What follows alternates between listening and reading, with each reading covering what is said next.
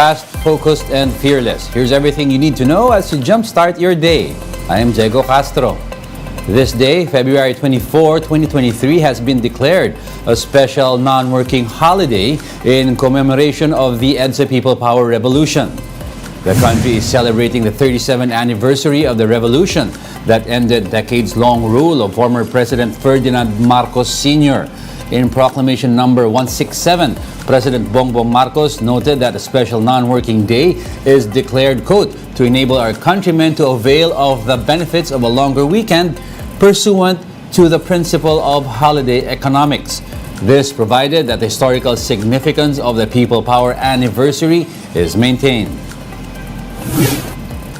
8 bills legalizing divorce in the country have been approved in principle at the House Committee level. Albay Representative Edsel Lagman explained that the measures are only approved in principle amid the need to consolidate them into one bill. Lagman, who sponsored one of the bills, will head the technical working group in charge of consolidation. Once consolidated, the bill will be submitted to the plenary. The divorce bill aims to make the separation process more affordable and streamlined for a couple. After divorce is urgently necessary in exceptional cases for couples in inordinately toxic and irreparably dysfunctional marriages, particularly the wives who are abused or abandoned. The state has the responsibility of rescuing couples and their children from a house on fire. Meanwhile, the Catholic Bishops' Conference of the Philippines, or CBCP, expressed its strong opposition to the bills. The Philippines and the Vatican are the only countries in the world that have not legalized divorce. I'd like to emphasize that we are not supportive of the bill on absolute divorce. I submitted a position paper to the Committee on the Family and Population and Family Relations. The MTRCB tells senators that it no longer has to ban the controversial Hollywood film Plane, as distributors have agreed to pull the movie out.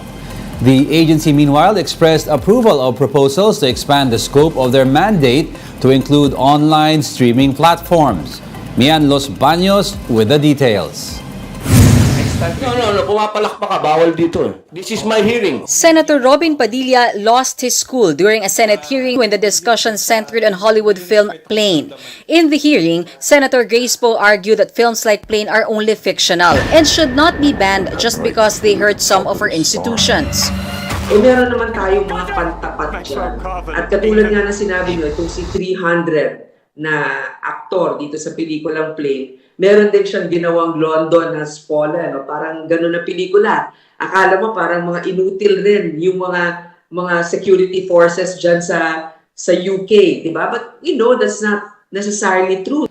Directors Guild of the Philippines President Edward Mayley applauded Poe's statement, but Senator Padilla was offended. Maaring sa iyo, nakakapalakpak kayo. Pero kami, sa mga Muslim, hindi kami kailangan magpapalakpak. The Muslims will never accept that this movie. The Directors Guild of the Philippines earlier released a statement opposing the movie's ban, saying it should be allowed in cinemas to invite open debate among viewers. MTRCB Chairman Lala Soto Antonio said her agency has immediately contacted the film's distributor over Padilla's concerns, but she clarified that they do not have to ban the film anymore as the distributor voluntarily pulled the movie out. It means you will not be able to watch it anymore in the country because, again, I reiterate, I'm glad that the distributor was very cooperative. Also during the hearing, senators also discussed supposedly pornographic content of some videos on YouTube, Facebook, TikTok, and other online platforms. Poe complained about YouTube having a lack of representatives here in the country to answer the complaints about its content. Paano natin yan mapipigilan? Meron bang direct communication ang YouTube office dito sa Pilipinas o lahat or wala? Sa kasalukuyan po, wala po kaming access. But we will assert kapag kinakailangan. The MTRCB says it supports bills to expand its mandate to cover subscription video on-demand service providers like Netflix, Disney Plus, and HBO Max or Viva Max. While they admit that they could not monitor all movies in these platforms, they can at least address complaints. Hindi po ibig sabihin na kapag kami po ay humihingi ng expansion to our mandate as to the scope, ay ire-review ang lahat ng mga online streaming na pelikula. Wala po kami sinasabing ganon. That is humanly impossible for us to do. What we want is a form of monitoring when we can just post-review sa pamamagitan ng pag-entertain ng mga concerns. Soto Antonio also revealed that a memorandum of agreement has been signed between the agency and Filipino streaming platform Viva Max. Under the agreement, Viva Max vowed to conform to MTRCB's classification system as they continue to self-regulate. A liaison officer will also be assigned to receive any complaints from the MTRCB. Soto meanwhile clarifies that they do not wish to cover user-generated content on YouTube and other platforms like TikTok. But if these will be placed under their mandate, then the agency would need additional manpower and budget. For some groups, there is no need to expand the coverage of MTRCB, and what should be encouraged instead is self-regulation. Dapat talaga buwagin na yung MTRCB. Our position is to leave it as is. If we're talking about Philippine values, I think one of our major values is freedom of expression, and it is in the Constitution, which it is in the constitutional Bill of Rights. But Soto Antonio defends the importance of the MTRCB to make sure that Filipino values are being promoted in movies and TV shows. Reporting for News 5, Mean Los Baños, we are One News. We'll be back with more stories after the break. Keep it here on One News.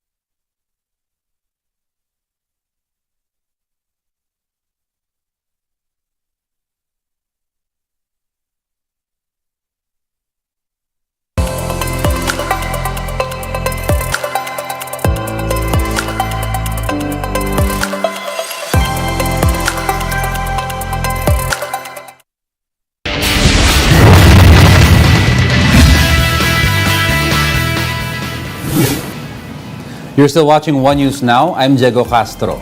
In sports, Gilas Pilipinas is looking to get payback from Lebanon in today's match at the FIBA World Cup Asian qualifiers. Here's a look at the final lineup. Included in the roster is Justin Brownlee, who is marking his first official game as a Filipino.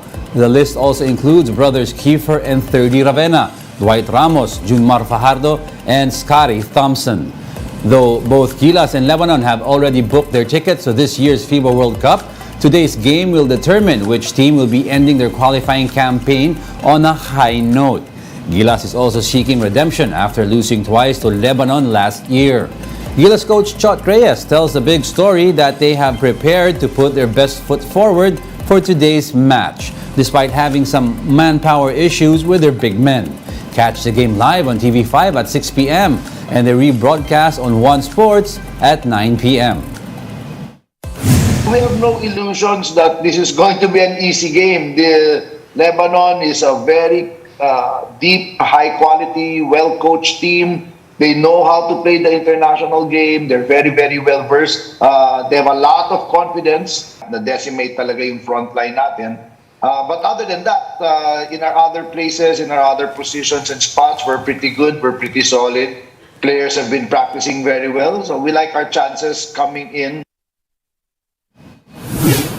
Meanwhile, the National University is looking to dominate another season of UAAP volleyball, which will start this weekend. The details in this report by Gretchen Ho.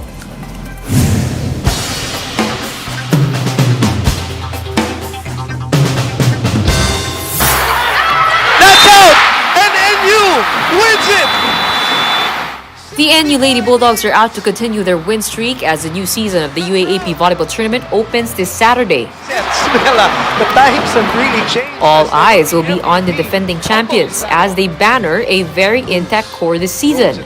NU won their first UAAP Women's Championship last year, ending a 65-year title drought without dropping a single game.